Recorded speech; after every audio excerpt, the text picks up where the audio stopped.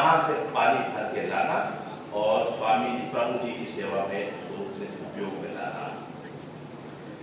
एक दिन की बात है, लोगों की सुबह सुबह मुंह अंधेरे जाना, अंधेरा छाया हुआ है। अभी पानी लेके वो वापस देखो, जब वो क्या वर्णना आता है श्री गौरी चित्र में कि अभी वो पानी लेकर आ चुकी है तो भी अंधेरा है, तो समझ लो कि जब गई होगी तो कितना अंधेरा होगा। तो राजमठ जो हमारा है, बिल्कुल जाते हो आप, राजमठ के द्वार के निकट तक मैदाइसा पहुंच चुकी है। मटके उठा के कि वहीं पर एक सांप जो छिपा हुआ था कहीं, जैसे ही मैदाइसा आई, जोर से डंक मारा मैदाइसा के पैर पर, इतनी तेज वो डंक लगा, तड़प उठी मैदाइसा और मटके जा गिरे नीचे, पानी गया और काट दिया, सांप ने काट दिया। श्री प्रभु जी बचाओ, बस ऐसे कहते मैदाइसा वहीं गिर गई। आचार्य जी वहीं मौजूद थे, महिमठ के अंदर राजमठ में थे।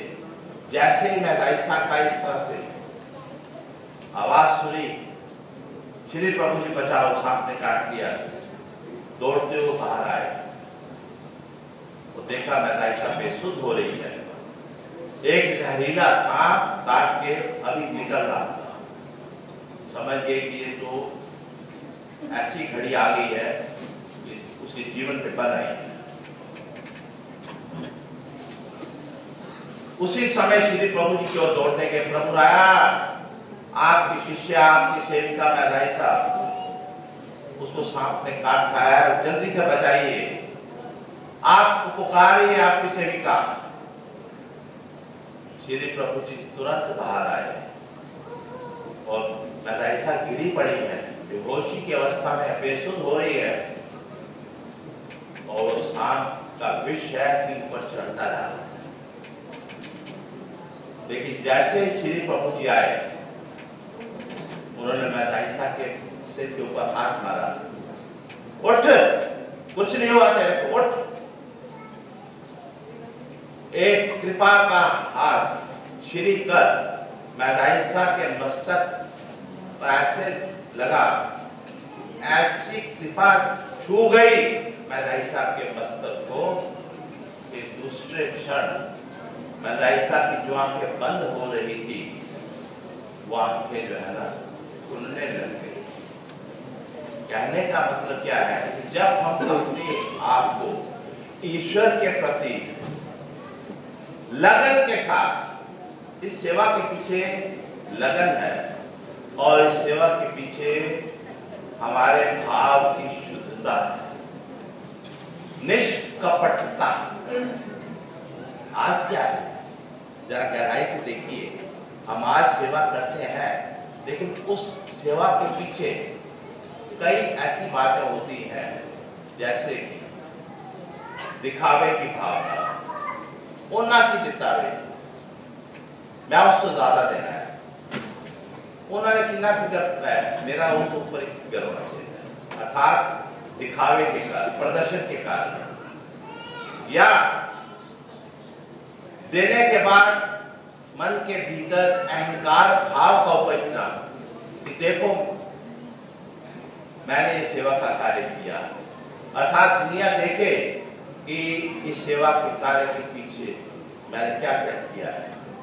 तो जब वो दिखावा आ गया तो मूल भावना हट गई, अहंकार आ गया तो मूल भावना हट गई। तो जब हम अहंकार से भरकर प्रदर्शन से के कारण, दिखावे के कारण अगर सेवा का कोई कार्य करते हैं, तो समझिए उस कार्य का जो महत्व है हमने खुद ही गिरा दिया। क्रिया का लाभ तो मिलेगा, जो क्रिया आपने की है उसका लाभ मिल रहा है, मेरी क्रिया वाया ना बच्चे, की क्रिया कभी व्यर्थ नहीं जाती, उसका लाभ। लेकिन कहाँ कितना बड़ा लाभ मिलना था, कहाँ आपकी योग्यता बढ़ जानी थी, और कहाँ आपने सब कुछ कर करा के भी, अच्छा करने के बाद ना कई लोग सुनाते भी रहते हैं, अशी उठे गए असी उसे एक आके आया, असी कंबल बांट के आया, असी उसे चादरा बांट के आया, असी उसे फलानी जगह पंगत की थी 500 तो ऊपर महात्मा सी और ऐसा सोना सी पंगत थाना कार्यक्रम अवसर सी देख हड़ाला सी अपने मुख से अपना गुणानुवाद स्वयं ही करते जाना अपनी क्रिया का। गीता में श्री कृष्ण ने अपने भगत का एक बहुत सुंदर लक्षण बतलाया है, मौन,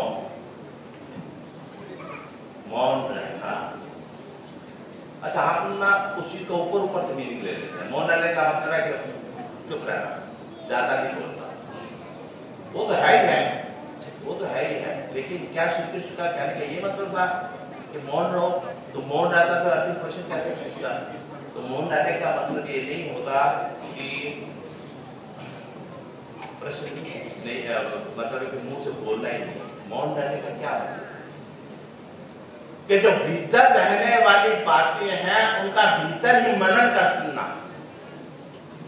जो भीतर रहने वाली बातें हैं उनका भीतर ही मनन करना। तो मननशील व्यक्ति ही मुनि बनता है, मननशील व्यक्ति ही मौनी बनता है। और ऐसा मननशील मौनी व्यक्ति श्री कृष्ण कह रहे हैं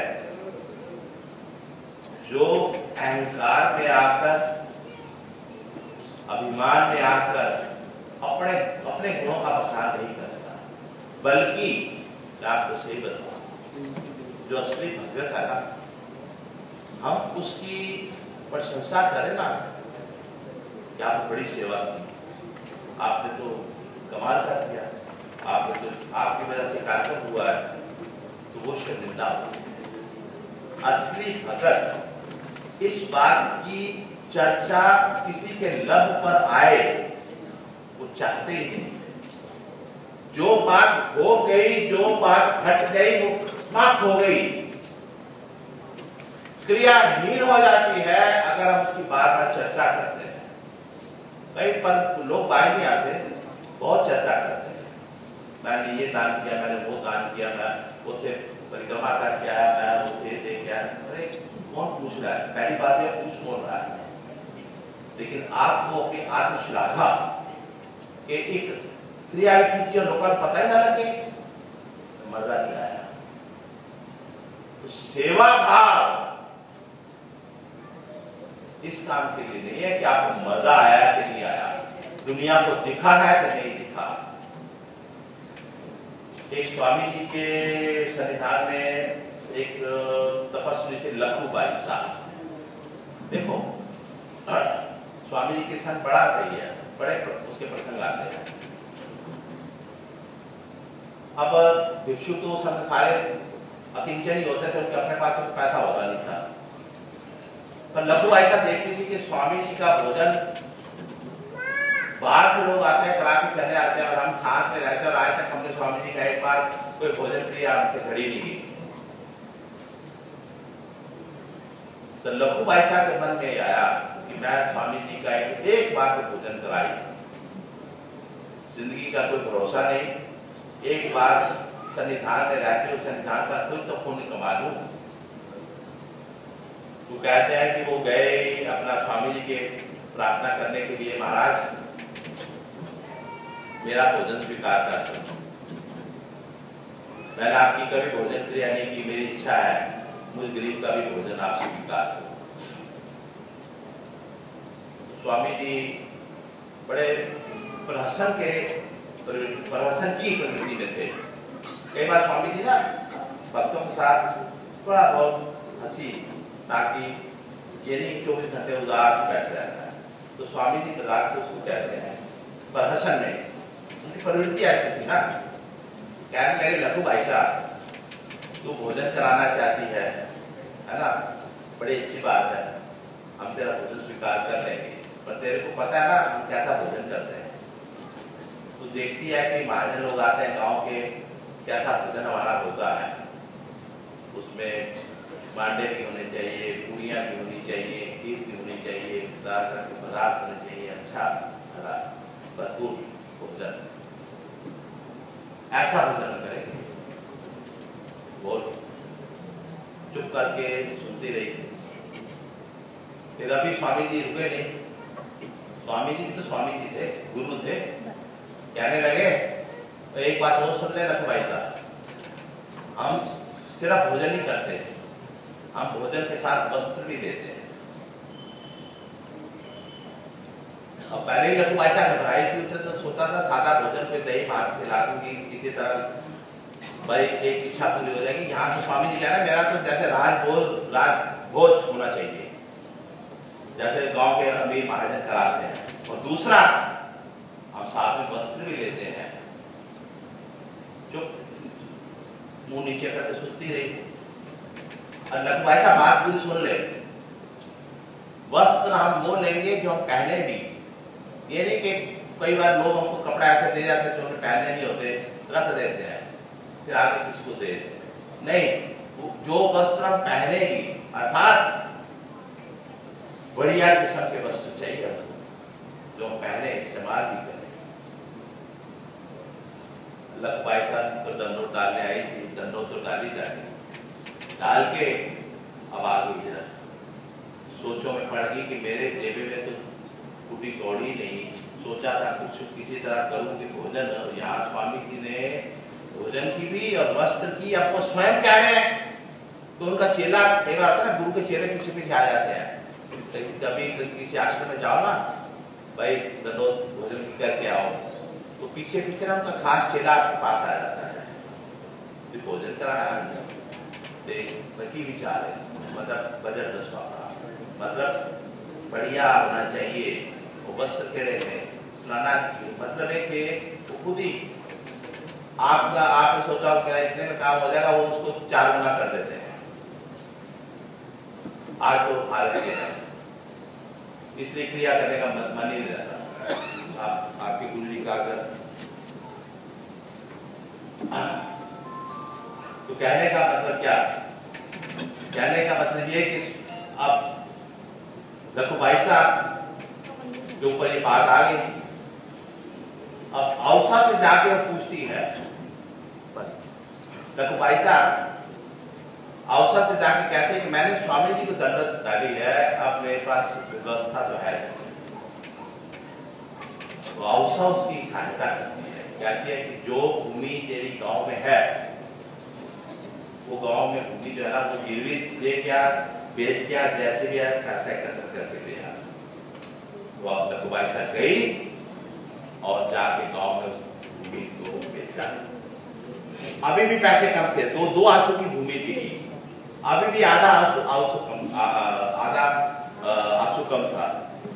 तो वो एक चांदी की एक गड़वी सी थी उसके पास, औसा के पास। औसा था कि मैं बेच देती, तो गड़वी भी बिकी, जमीन भी बिकी, और उसको बेचकर स्वामी जी का भोजन जो है कराया गया। तो जब स्वामी जी का भोजन हुआ तो स्वामी जी मुस्कुराकर क्या बोले, आरोपणा हो गया ना, दंडवत प्रणाम सब विधि हो गई, तो स्वामी जी कहने लगे कि एक की तो भूमि गई, लखू भाई साहब एक की तो भूमि गई, और एक की चांदी की गड़वी गई, तब जाकर हमने ये भोजन किया। कहने का तात्पर्य क्या है कि जब सेवा का भाव होता है तो रास्ते भी निकल आते हैं, रास्ते भी बन जाते हैं। बस हमारे अंदर लगन हो, सेवा करने के लिए एक उत्साह हो, और मन में निष्कपटता समर्पण भाव हो, ये हो तो बाकी का कार्य तो परमेश्वर स्वयं करते हैं। तो आज के लिए इतना ही। सर्वत्र श्री